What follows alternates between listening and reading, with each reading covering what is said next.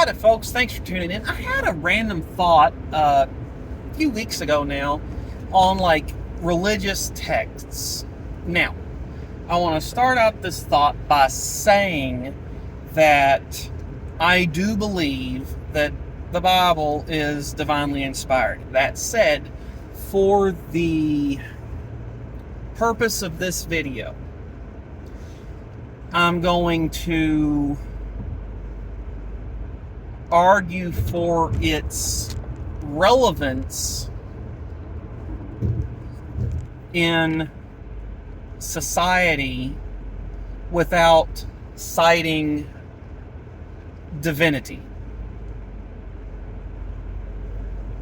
So, suppose that the Bible is simply a collection of stories and fables written for generations and passed down. Just suppose. What's the point of it then? Why would you take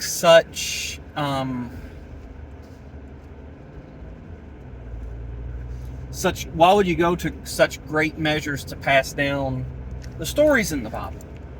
And even if you don't believe in the divinity of God, the Bible being divinely inspired, there's stories and wisdom in the Bible from, all perspectives. Everyone's corruptible, everyone is capable of good, everyone's capable of evil, kind of thing. So, one of the things that kind of occurred to me is that, what if an argument for the Bible is also that it sets, a lot of guideposts, not only in how you do right by God, so to speak, but what if it's how you do right by yourself? What if, think about parents and children. Their ultimate goal is to turn their kid into an adult that can live a reasonably happy life and to be reasonably fulfilled while they're doing that. That's the goal, to get them to mature into the kind of person that is capable of that.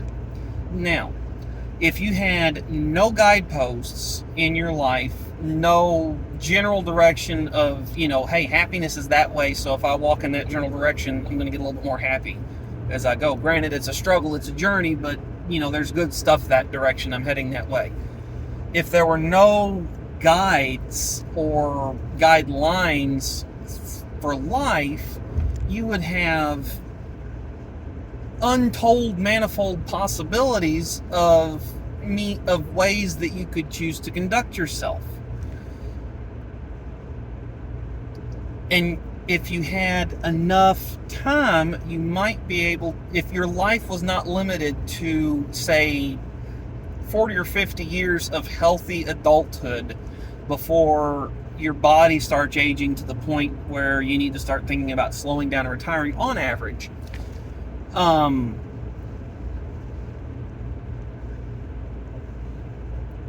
Would you have the time to figure out how to live your life where it produces fulfillment, joy, and happiness? I don't think that you would. Because you could choose to live as single for 5 years, see if it feels right. Guess what? I like it. I don't like it. You could choose to live as a married person for a certain amount of time. You could choose polygamy, whatever. So, what if all the rules and the guidelines and the morality taught in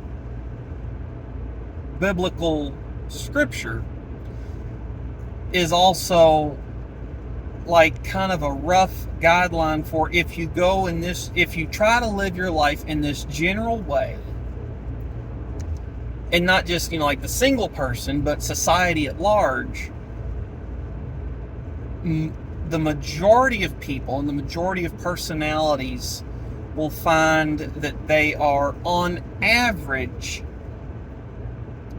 happier, more joyful, and more fulfilled in their life than living other ways that you could choose to live your life.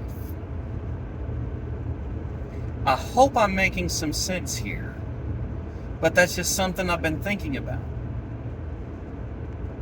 Let me know what you think in the comments below. Thanks for tuning in. I'll catch y'all next time.